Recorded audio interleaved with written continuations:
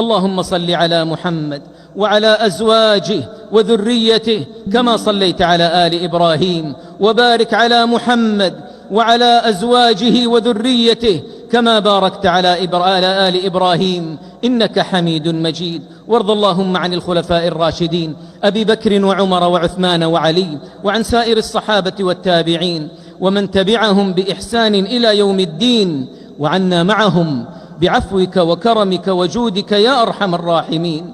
اللهم أعز الإسلام والمسلمين، اللهم أعز الإسلام والمسلمين، اللهم أعز الإسلام والمسلمين، واجعل هذا البلد آمنا مطمئنا رخاء سخاء وسائر بلاد المسلمين.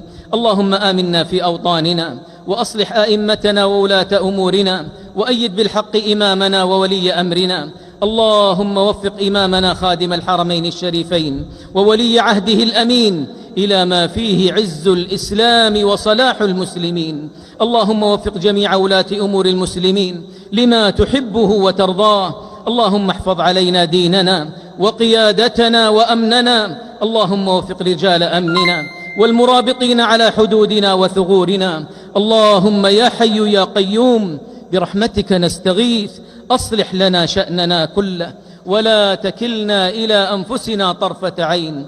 اللهم فرج هم المهمومين من المسلمين، اللهم فرج هم المهمومين من المسلمين، ونفس كرب المكروبين، واقض الدين عن المدينين، واشف مرضانا ومرضى المسلمين. اللهم إنا نعوذ بك من زوال نعمتك وتحول عافيتك وفجاءة نقمتك وجميع سخطك. اللهم اغفر للمسلمين والمسلمات والمؤمنين والمؤمنات الأحياء منهم والأموات.